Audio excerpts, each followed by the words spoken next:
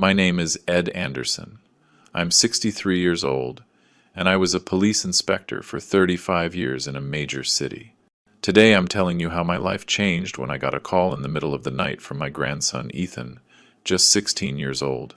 He was crying, telling me he was locked up at the precinct because his stepfather, Carter, had accused him of assault. What I uncovered that night started a war against corruption that even I, with all my experience, never could have imagined. But before I tell you how it all started, I need to ask you a favor. Please like this video, subscribe to the channel, and comment where you're watching from. Your support is critical, and it could save lives. The phone rings at 3:14 a.m. At that hour, the sound seems louder, more urgent. In my years as an inspector, I learned that calls in the middle of the night never bring good news. I grab my cell and answer, half asleep. "Hello, Grandpa?" Ethan's shaky voice wakes me up instantly. "I'm at the 7th precinct. They arrested me. Carter says I attacked him, but it's not true. He hit me first." "Are you okay? Are you hurt?" I get up immediately, looking for my pants in the dark. My face hurts. "I'm scared, Grandpa. The inspector here is friends with Carter and he doesn't believe me. Please, come. Don't move from there. Don't say another word until I get there." As I get dressed, I try to clear my head. Carter Vance, Ethan's stepfather. I always thought he was trouble. My daughter Mary died 5 years ago in a car accident. And just a year later, Grace, Ethan's mother, married Carter. I never understood what she saw in him. A businessman with contacts at City Hall, always bragging about his influence. I grab my old inspector's badge, my wallet, and the car keys. Maybe I don't have official authority anymore, but I know the system, and a lot of people still in it. The badge, even expired, still carries some weight. I drive through the empty city streets, anxiety eating me alive. Ethan was always a good kid, studious, quiet, never looked for trouble. If he's in a precinct holding cell, something is very wrong. I get to the 7th precinct, a building I know well. I worked there my first 10 years on the force. As I walk in, the familiar smell of stale coffee and disinfectant hits me like an old friend. At the desk, a young officer is typing something. "Good evening. I'm Ed Anderson, former inspector. My grandson, Ethan Alvarado, is being held, and I want to see him." The officer looks at me with indifference. One moment. She types something else and picks up the internal phone. "Inspector Camacho, there's a man here who says he's the grandfather of the kid detained for assault." I wait impatiently, tapping my fingers on the counter. The inner door opens and Victor Camacho appears. I recognize him immediately. A heavy-set man about 50, with a graying mustache, and small, suspicious eyes. We worked together years ago, but we never got along. I always thought he was too flexible with certain rules. "Well, well, Ed Anderson." His voice is deep, almost mocking. "Long time no see, partner. I'm not here to socialize, Victor. I want to see my grandson and know exactly what he's accused of." Of course, of course. Come into my office." He gestures inside. I follow him down the hall. At the end, I see the temporary holding cells. In one of them, I spot Ethan sitting on a bench, head down. I try to walk over, but Camacho stops me. "Let's you and I talk first, Ed." Things are complicated.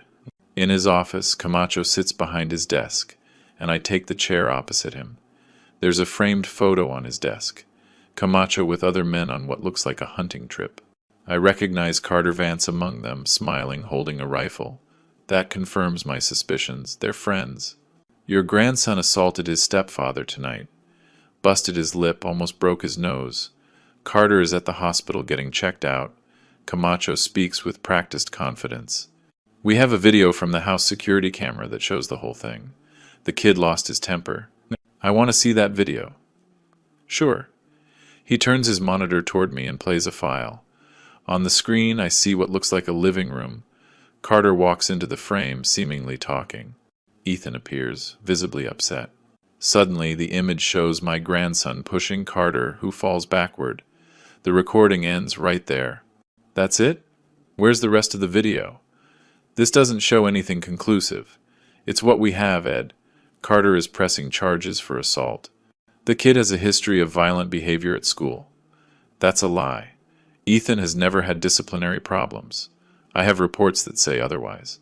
I stand up, feeling the anger start to boil. I want to talk to my grandson. Right now. 5 minutes, Camacho concedes. He leads me to the cell where Ethan is. When he sees me, my grandson stands up. He has a black eye, a cut on his eyebrow, and a swollen lip. Seeing him like this brings a mix of pain and fury. Grandpa. His voice breaks. It's okay, Ethan. I'm going to get you out of here. Camacho opens the cell and lets me in. I hug my grandson, feeling him tremble. What really happened? I ask in a low voice. Carter came home drunk, like always. He started yelling that I stole money from his wallet. When I told him it wasn't true, he punched me. Tears run down his cheeks. I defended myself. I just pushed him to get him away from me, but he hit the table. Then he called the police, saying I attacked him. Where was your mom? She's out of town for work. In Dallas. She gets back tomorrow. Ethan lowers his voice even more. It's not the first time Carter has hit me, Grandpa, but he always threatens me. Says nobody will believe me if I talk. I glance at Camacho, who's waiting impatiently at the door. I'm going to get you out of here, I promise, I tell Ethan, squeezing his shoulder. You are not spending one more night in this cell. I walk out and confront Camacho. My grandson has marks all over his face. Why isn't Carter detained too? Why isn't it in your report that he assaulted the boy? Mr. Vance says the kid got those injuries while resisting the officers during the arrest. That's absurd and you know it. I demand a doctor examine Ethan right now and document his injuries. It's pretty late for that, Ed. It's never too late to do things right, Victor. Either you call a doctor, or I call the DA on duty to report irregularities in your procedure. Camacho stares at me, weighing my threat. Finally, he sighs. Fine, I'll call the on-duty medical examiner. But it won't change anything, Ed. The kid is spending the night here, and tomorrow he'll see the judge. We'll see about that. As Camacho walks away to make the call, I pull out my cell and dial a number I haven't used in a long time. After 3 rings, a female voice answers. Lieutenant Roberts? Who is this? It's Ed Anderson, former inspector, 7th Precinct. I need your help. Urgently. Lieutenant April Roberts is one of the few people on the force I always trusted. Young, smart, and most importantly, incorruptible. I explain the situation quickly. I'm on duty tonight, she says. I can swing by in 20 minutes to verify the procedure. I appreciate it, April. While I wait, I watch the movement in the precinct. A couple of officers look at me curiously. They probably know who I am. In my day, I had a reputation for being inflexible, for not taking deals or favors. It earned me respect from some, and enemies from many. The main door opens and Carter Vance walks in. He's got a bandage on his nose, and his bottom lip is swollen.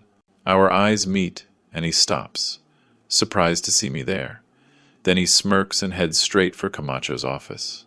Minutes later, Lieutenant Roberts arrives.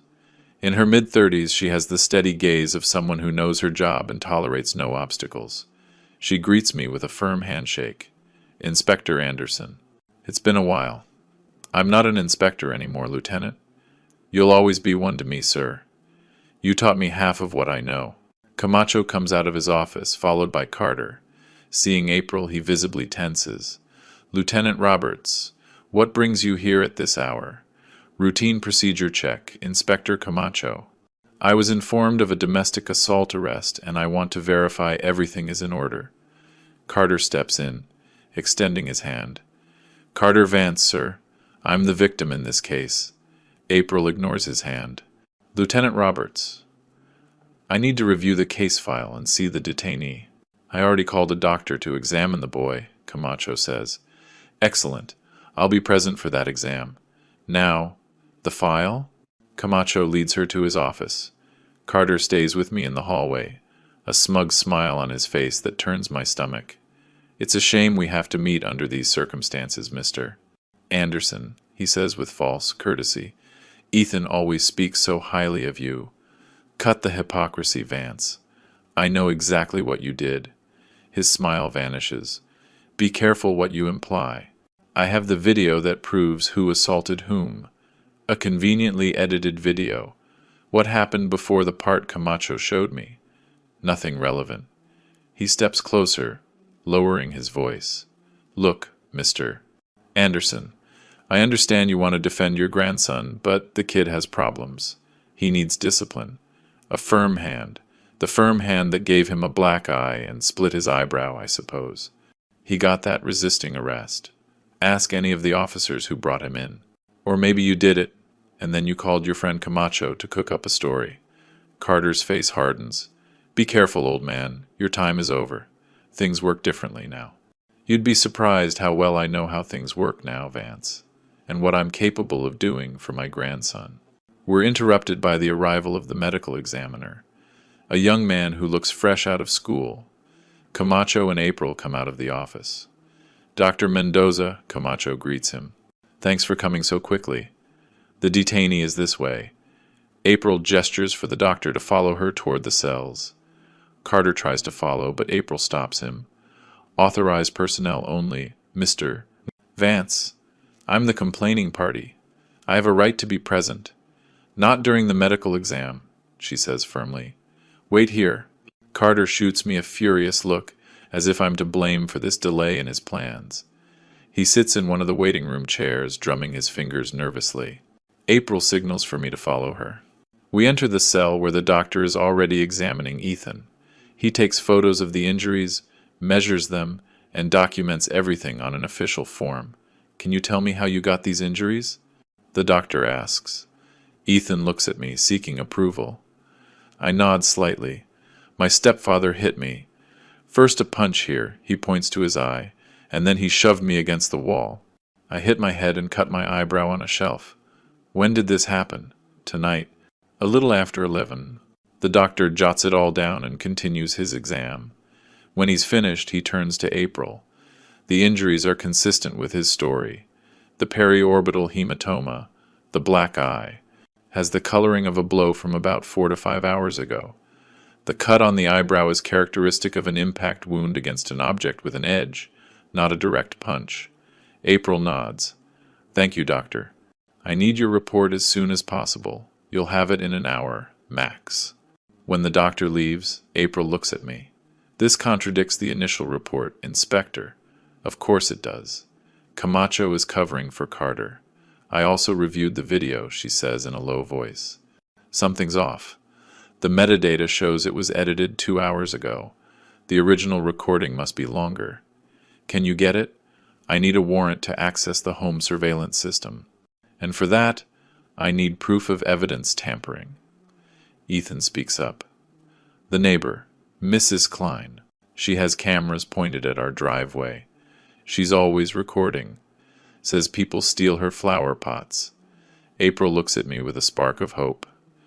Do you know the exact address? 247 Jacaranda Drive.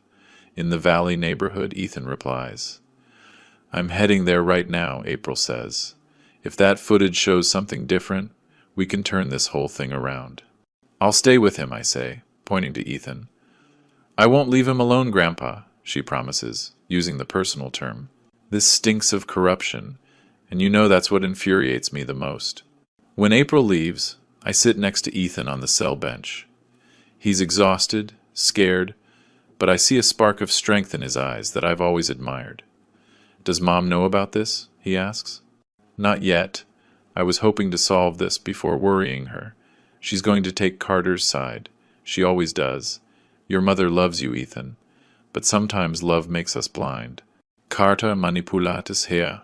He makes her believe I'm the problem, that I disrespect him.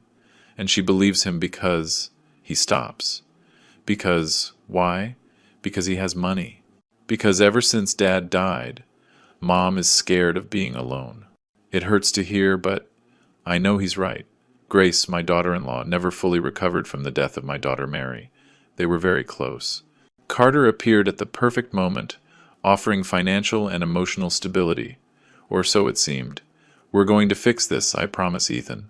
And after, you and I are going to have a long talk about everything that's been happening in that house. Time crawls by in the precinct. Camacho appears occasionally, giving us anxious looks. Carter has stayed in the waiting room, talking quietly on his phone. Almost 2 hours later, the main door opens. April walks in, accompanied by a stern-looking older woman, District Attorney Melinda Moss. I recognize her immediately. Her reputation for being incorruptible precedes her. Behind them is a small, elderly woman holding a cell phone. Mrs. Klein, I assume. Camacho's expression turns to pure panic when he sees the DA. Carter stands up, confused by this unexpected turn. Inspector Camacho, Melinda Moss says in a firm voice. Lieutenant Roberts has informed me of possible irregularities in this case. Show me the file and the video immediately. While Camacho, visibly nervous, leads the DA to his office, April approaches our cell. We found something, she tells me quietly. Mrs. Klein had recordings from 3 days ago showing Carter shoving Ethan against the door, and better yet, she has audio of him threatening him. Hope swells in my chest. For the first time since I got here, I feel like things might turn out okay. The system is rotten. I know that better than anyone. But there are still people like April and Melinda fighting for justice. Thank you, I say to April with all my heart. She smiles slightly. Don't thank me yet, Inspector. The night is young, and this battle is just beginning. D.A. Moss spends over an hour locked in Camacho's office. Through the blinds, I see tense gestures, documents being pointed at, severe looks. Carter stays in the waiting room, constantly checking his phone. I watch him try to keep his composure, but his right leg is bouncing nervously, betraying his anxiety. Mrs. Klein, Ethan's neighbor, approaches our cell with April. She's a small woman in her 70s, but with the sharp eyes of someone who's seen a lot. So you're the grandpa, she says. No nonsense. The boy always speaks well of you. Thank you for coming, ma'am. Mrs. Klein, she corrects me. And don't thank me. That man, she gestures discreetly toward Carter, is a devil in disguise. I've seen him, you know. How he changes when he thinks no one is watching. Ethan looks at her with obvious gratitude. Mrs. Klein winks at him. I brought you a donut, kid, but these cops wouldn't let me give it to you. Said it might have a file in it. She lets out a short laugh. As if I know how to do that. The office door finally opens. D.A. Moss comes out first, her face grim. Camacho follows, visibly uncomfortable. The DA approaches our cell. Mr. Anderson, I'm District Attorney Melinda Moss. Her voice is firm but not hostile. We've reviewed the case and I've found significant irregularities in the procedure. Carter stands up, walking over quickly. D.A. Moss, a pleasure to meet you. Carter Vance. I trust you'll see justice done in this unfortunate incident. The DA barely looks at him. Mr. Vance, I suggest you contact a lawyer immediately. A lawyer? But I'm the victim here. That is yet to be determined, she replies dryly. Lieutenant Roberts, release Mr. Alvarado. His detention did not follow established protocols. April doesn't hide her satisfaction as she opens the cell. Ethan looks at me, disbelieving. I can go? Yes, the DA confirms. But I need both you and your grandfather to remain available for further statements. Carter steps forward, visibly upset. This is unacceptable. You're just letting my attacker go? What kind of justice is this? Mr. Vance. The DA's voice takes on a sharp edge.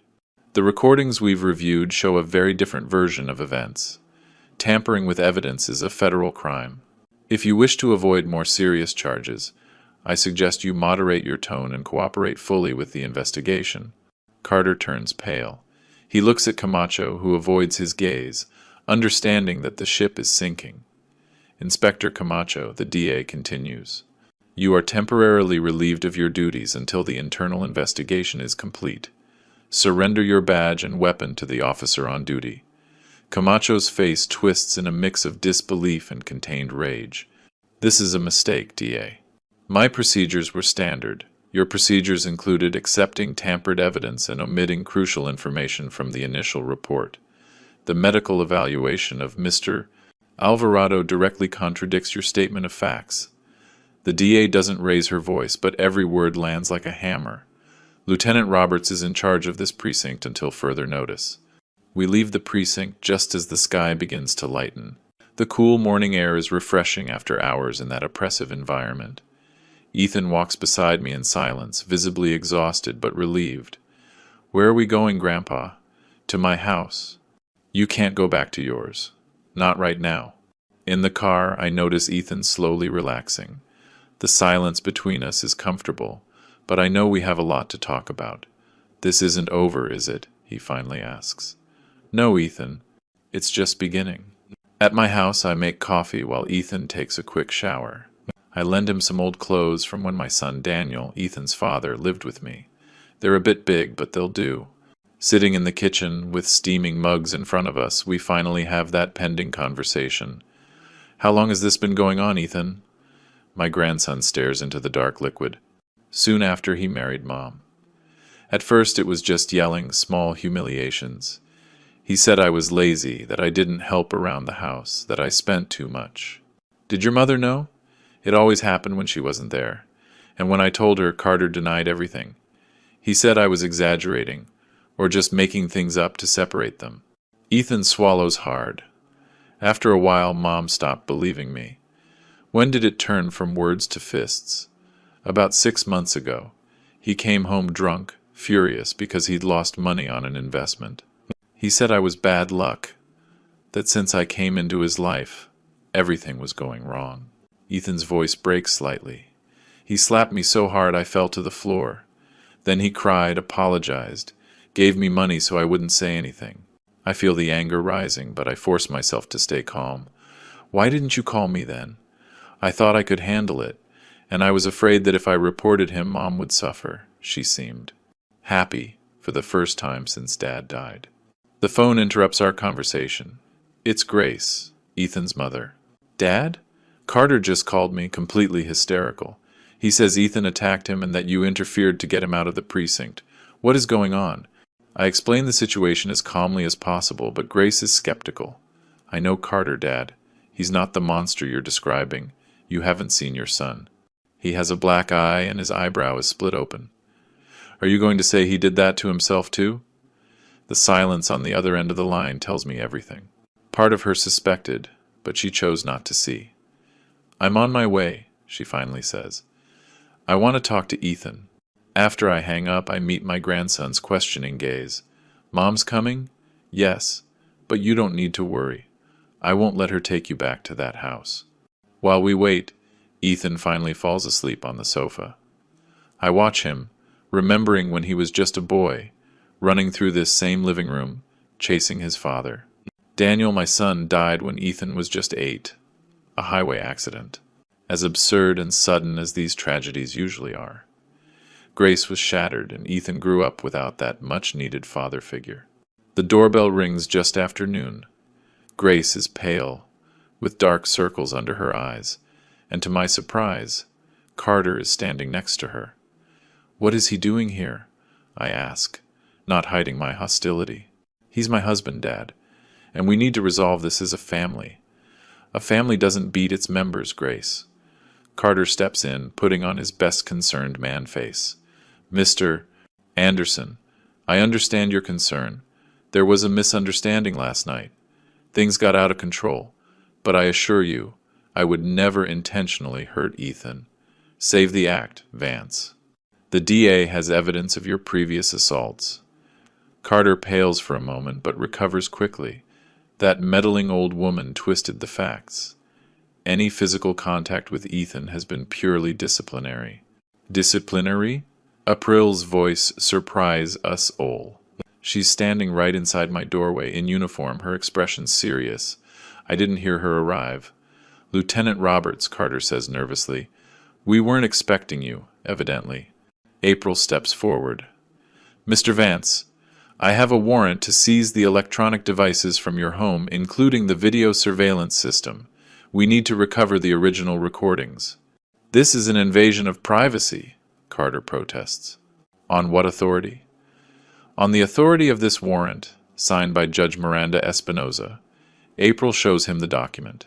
Furthermore, the district attorney has requested that you report for a formal statement this afternoon. Grace looks at me, confused and scared. Dad, what is happening? The noise wakes Ethan, who comes to the door rubbing his eyes. When he sees his mother, he runs to hug her. When he sees Carter, he stops cold. What is he doing here? Ethan, we need to talk, Grace says, trying to sound conciliatory. Carter says there was a misunderstanding. A misunderstanding? Ethan steps back. He hit me, Mom, like he's done so many times when you're not here, and then he threatens me so I won't say anything. Carter moves toward him, his gesture threatening. Stop lying, you ungrateful little brat. After everything I've done for you and your mother. Mr. Vance, April interrupts, stepping between them. I suggest you maintain your distance from Mr. Alvarado. Any attempt at intimidation will be added to the existing charges.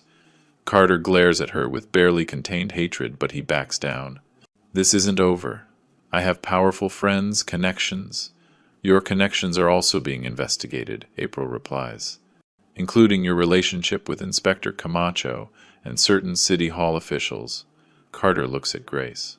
Are you going to allow this? Let them destroy our family over your son's lies? Grace seems torn between two loyalties. She looks at Ethan, then at Carter, then at me. I need to see those recordings, she says, her voice breaking. I need to know the truth. The truth is right in front of you, I tell her, pointing to Ethan's injuries. You just need to open your eyes to see it. Carter realizes he's losing ground. His face transforms, dropping the mask of the reasonable man. You asked for this, you meddling old man. If you think this will end well for you, or for the brat, you are very mistaken. He turns and walks to his car, ignoring April's calls for him to report for his statement. Let him go, Lieutenant, I say. He won't get far. Grace comes into the house, protectively hugging Ethan. April stays with me at the door for a moment.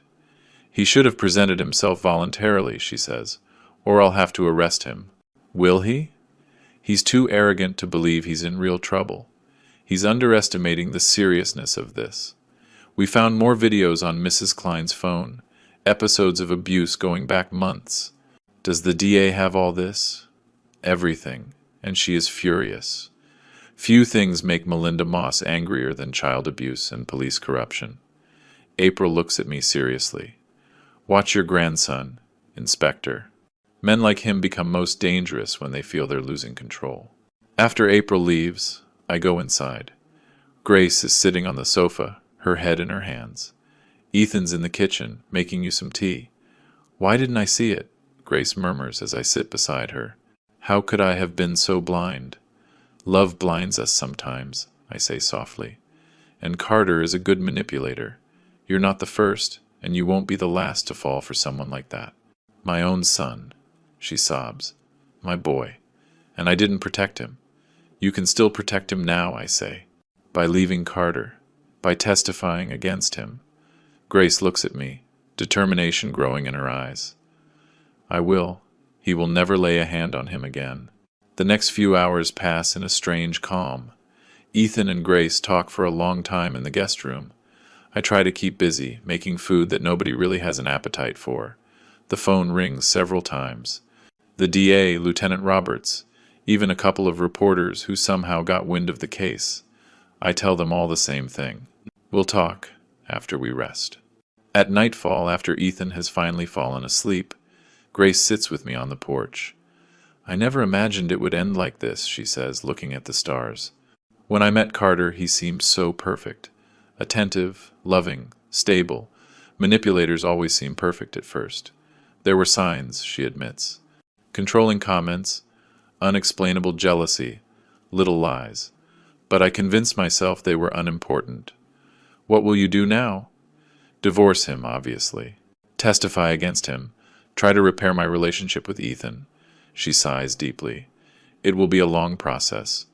I'll be here to support you both, I assure her. My phone vibrates. A text from April. Carter never showed up for his statement. We've issued a warrant for his arrest. A chill runs down my spine. A man like Carter, cornered, is dangerous. What's wrong? Grace asks, noticing my expression. Nothing important, I lie, not wanting to worry her more. You should get some rest. That night, I sleep fitfully, waking at every noise. At 5 in the morning, the phone rings. It's April again. We found Carter's car abandoned near the airport, but there's no record of him getting on a flight, she informs me. We think he might be using fake documents or someone is helping him hide. Have you checked his bank accounts? They've been frozen since last night, and we have surveillance on all his known properties. Watch Camacho, too. If anyone knows where Carter is hiding, it's him. Camacho is under constant surveillance. I hang up and stare out the window. The dawn light begins to illuminate the empty street. Everything seems quiet, but I can't shake the feeling that this calm is just the prelude to something worse. 2 days pass with no news of Carter. Ethan starts to relax, even smiling occasionally. Grace files for divorce and files a formal complaint for domestic violence. D.A. Moss informs me that the investigation has widened. Apparently, Carter is involved in shady deals with several municipal officials, including bribery and influence peddling. On the morning of the third day, Grace decides to go back to her house briefly to pick up some belongings. I insist on going with her, but she refuses. The police have had the house under surveillance all night, she says. Carter isn't there. Besides, I'll go with an officer. I'll be fine.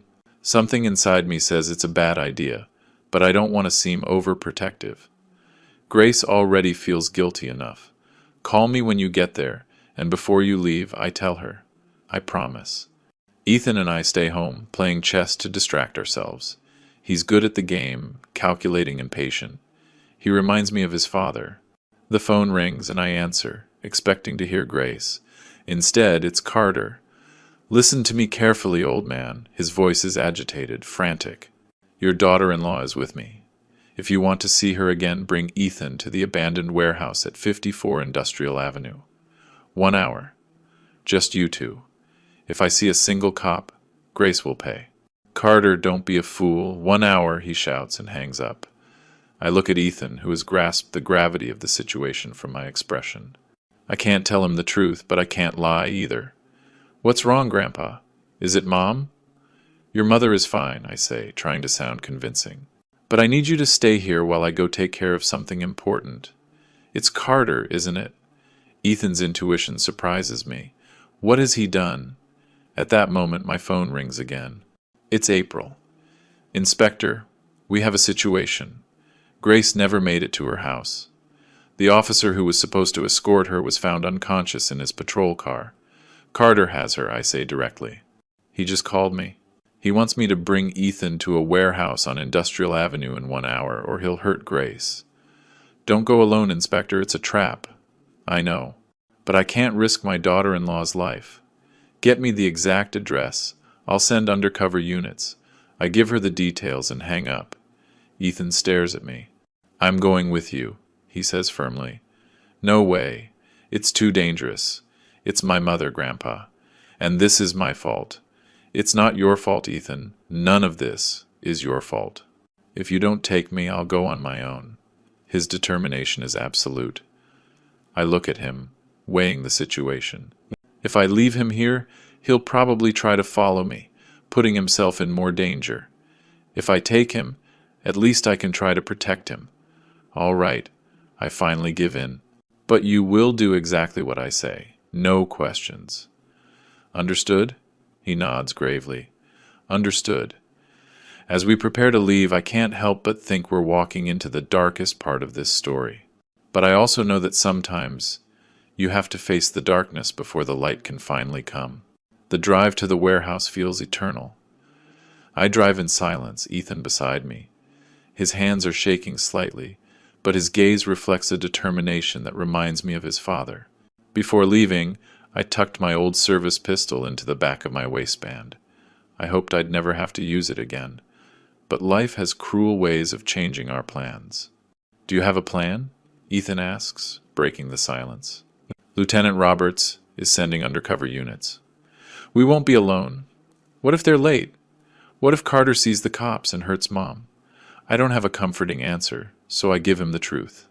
We'll do everything possible to make sure that doesn't happen. My phone vibrates with a text from April. Teams in position in 15 minutes. Wait before you go in.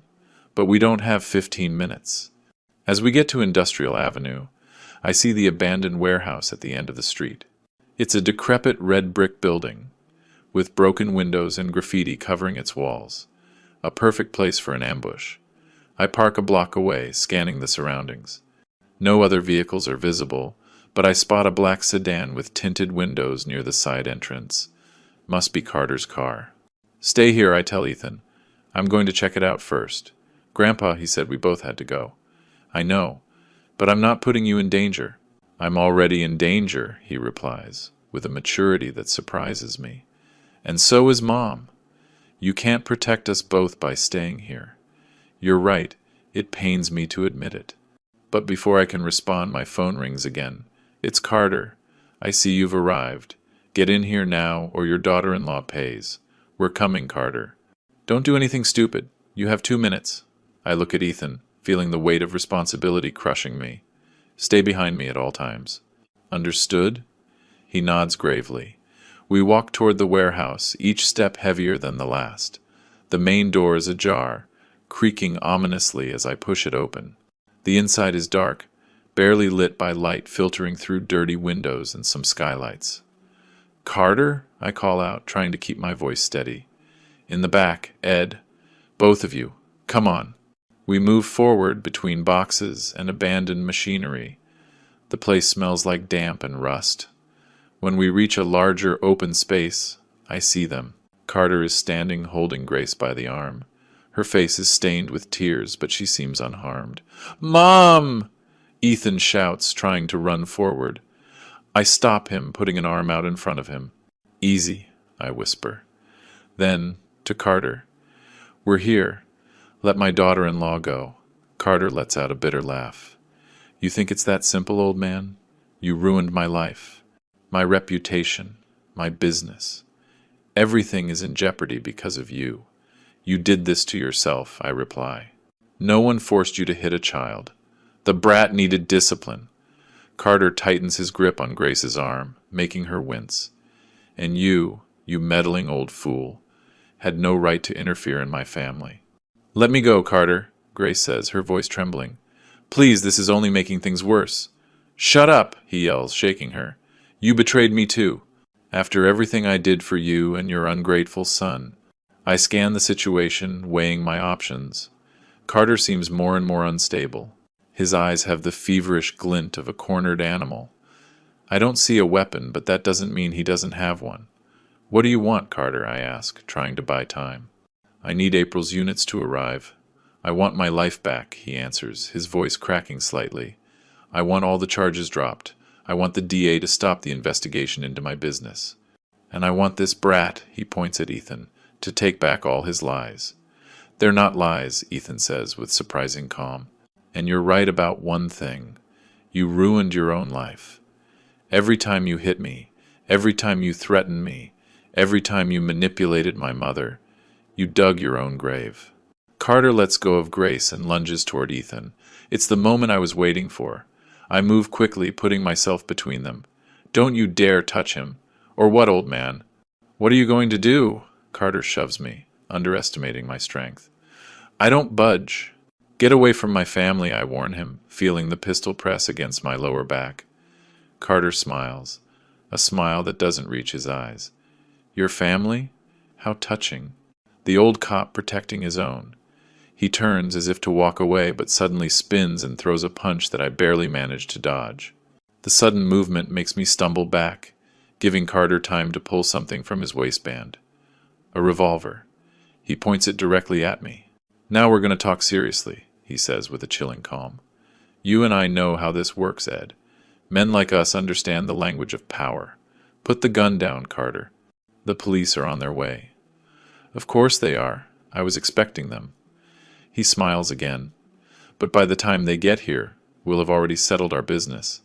Grace takes advantage of the distraction to move to Ethan, hugging him protectively. Carter looks at them with contempt. Look at the happy family. How sweet. Carter, I try to reason with him.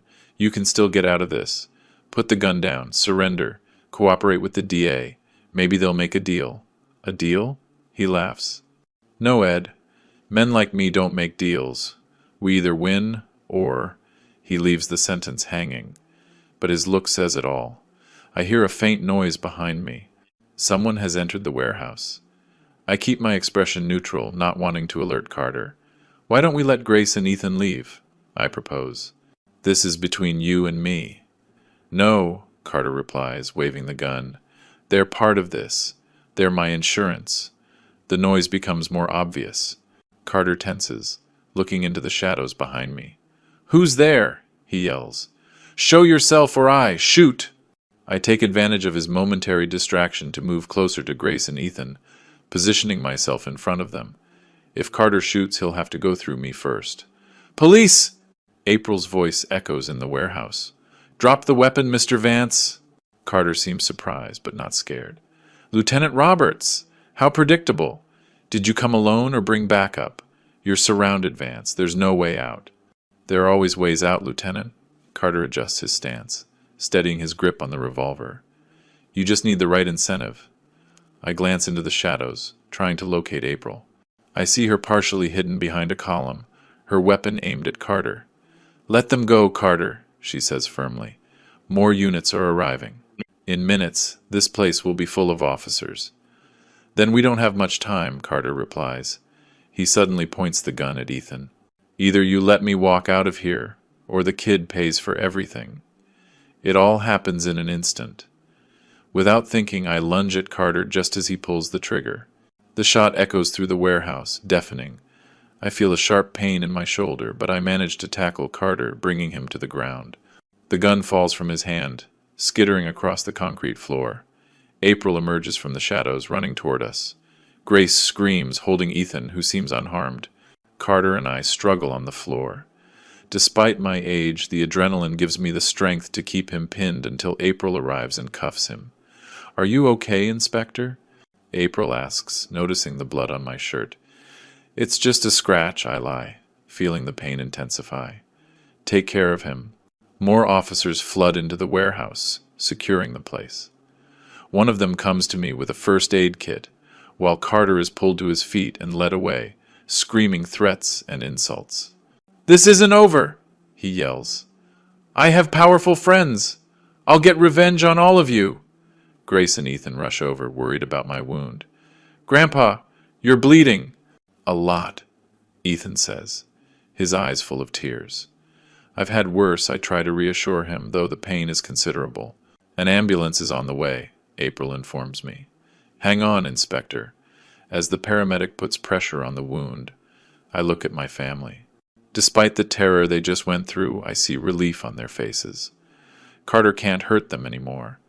In the ambulance, with Grace and Ethan by my side, I feel a strange sense of peace. The wound hurts, but it's a reminder that I'm alive, that we all survived this nightmare. "Thank you, Dad," Grace whispers, squeezing my hand, "for saving us." "I always will," I reply, feeling the sedative they gave me start to kick in.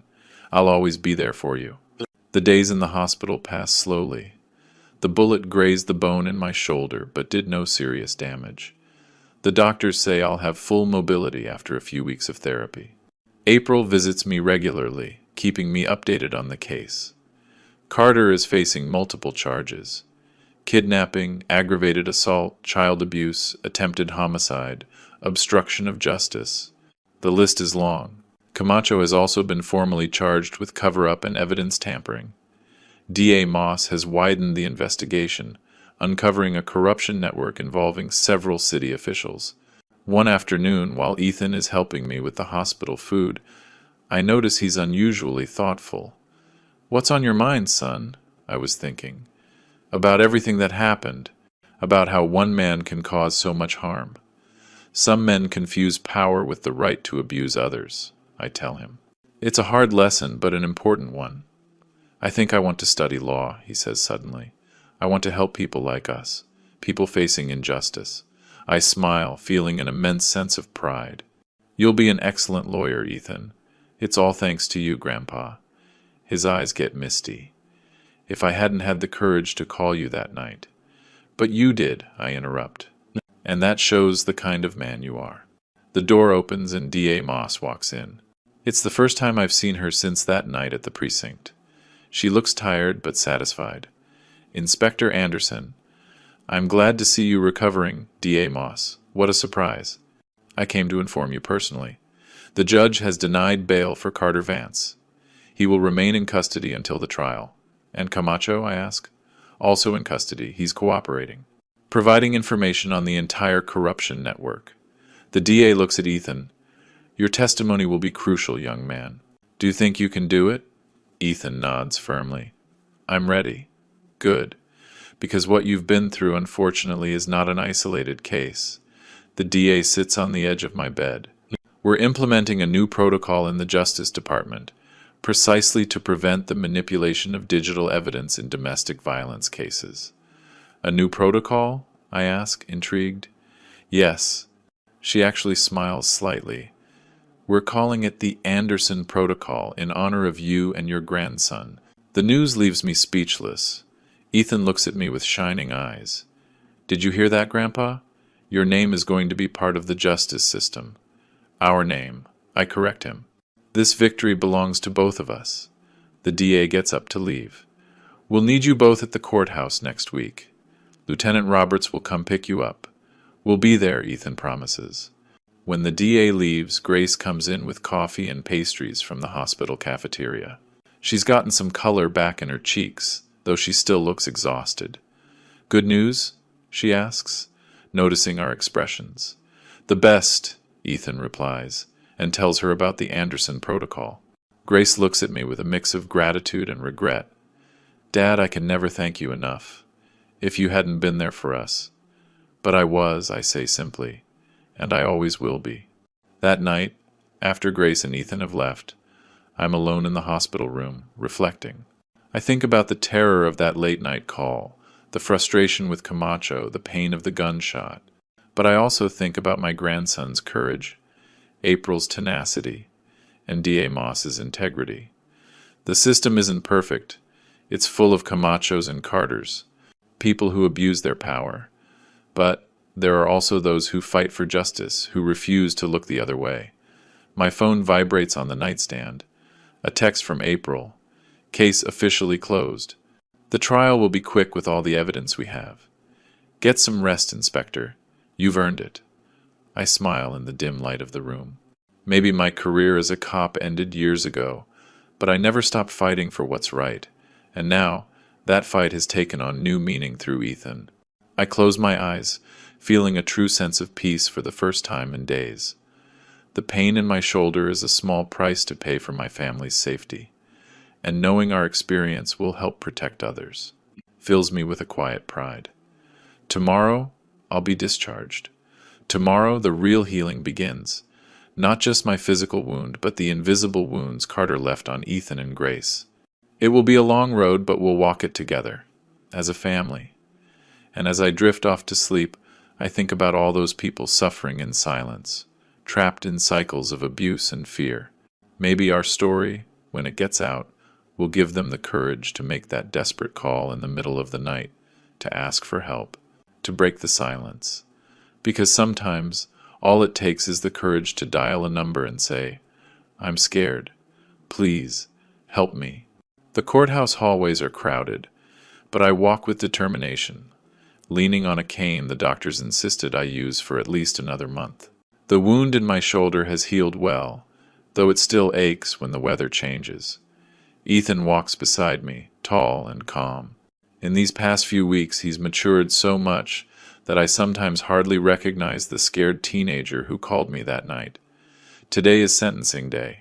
After a trial that lasted 3 weeks, the judge will announce the fate of Carter Vance and Victor Camacho. The evidence presented by the prosecution was overwhelming. The recovered videos, Mrs. Klein's recordings, Ethan's brave testimony, and the medical reports documenting the pattern of abuse. Nervous? I ask my grandson as we wait outside the courtroom. A little, he admits. Do you think he'll really pay for what he did? Moss did an exceptional job. And your testimony was flawless, Ethan. Firm, clear, without contradictions. Grace joins us wearing a formal suit. She's changed in these weeks, slowly getting back the strength she lost during her marriage to Carter. The divorce is moving forward, and she started therapy to work through the guilt that still haunts her. The courtroom is packed, she informs us. There are several reporters. This case has gotten a lot of attention. It's true. What started as a domestic violence case turned into a wider investigation of municipal corruption. Several officials have already been indicted. The courtroom doors open and we go in. We sit in the front row, behind the prosecution's table. April Roberts is already there, reviewing documents. She nods at us. On the other side, Carter's and Camacho's lawyers are talking quietly. Their clients haven't been brought in yet. All rise, the bailiff announces as Judge Reynolds enters. He's a man in his 60 seconds, known for his fairness. You may be seated. Bring in the accused. Carter and Camacho are escorted in by guards, both wearing orange prison jumpsuits. Carter seems to have lost weight, and his usual arrogance is gone, replaced by a sullen expression. He looks at us briefly, and I think I see a flash of hatred in his eyes before he looks away. The judge adjusts his glasses and reviews the documents. After considering all the evidence presented and the jury's deliberations, this court is ready to pass sentence. The room is dead silent. I feel Ethan's hand tense up in mine. In the case of the state versus Carter Vance, the jury has found you guilty on all counts. Aggravated domestic violence, child abuse, obstruction of justice, kidnapping, and attempted homicide. The judge looks directly at Carter. This court sentences you to 22 years in prison, with no possibility of parole for at least 15 years. A murmur goes through the room. Carter remains impassive, as if he expected this. As for the accused Victor Camacho, the judge continues.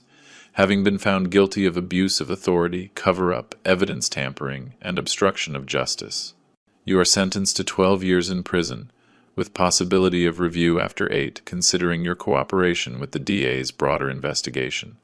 Camacho hangs his head, visibly shaken. Furthermore, the judge adds, this court orders both defendants to pay restitution to the victims, the amount to be determined in a subsequent civil hearing. The gavel comes down, sealing their fate. Ethan exhales slowly. Grace sobs quietly beside me. Session adjourned, the judge declares. As the guards lead Carter and Camacho away, D.A. Moss comes over. Justice served, she says with professional satisfaction. The judge was as firm as we'd hoped. Thank you for everything, D.A., I say sincerely. Don't thank me. Thank your grandson. She looks at Ethan with admiration. His testimony was crucial, especially when he described the systematic pattern of abuse. Many teenagers wouldn't have had that clarity or courage. Ethan smiles shyly. I just told the truth. Sometimes that's the hardest thing to do. The DA checks her watch. I have to go. We have a press conference in 20 minutes about the case and the new protocol. Would you like to join me? I look at Ethan and Grace. I think we need a moment in private, Grace answers. It's been an intense morning. Of course. Lieutenant Roberts has all your information for the official Anderson Protocol presentation ceremony next week. When the DA leaves, we stay in the nearly empty courtroom for a few more minutes. How do you feel? I ask Ethan. Relieved, I think, but also strange. Part of me hoped he would apologize, show some kind of remorse. Men like Carter rarely admit their mistakes, I tell him. They always blame others. Do you think he'll change in prison? I don't know, son, but what's important is that he can't hurt you anymore. We leave the courthouse through a side door, avoiding the reporters. The day is bright and warm. Let's get something to eat, Grace suggests. We need to celebrate this. At the restaurant, I look at my family. There's a lightness to them I haven't seen in a long time. The shadows haven't disappeared, but they're less dense. Have you decided which university you're applying to? I ask Ethan. I'm looking at the State University, he replies. They have an excellent law program, and D.A. Moss said she could recommend me for a special mentorship program. That's a great opportunity, Grace says with pride. And I just got a new job. I start next month as a supervisor at my company. Everything is looking up, I say, raising my glass. To new beginnings. We toast, and for a moment the past seems like a distant country we've managed to escape from. The following weeks settle into a new routine. My shoulder improves enough to ditch the cane. Ethan prepares his university applications with renewed enthusiasm. Grace spends more time at my house than in her own new apartment. One afternoon I get a call from April. Inspector, we have a date for the official Anderson Protocol presentation.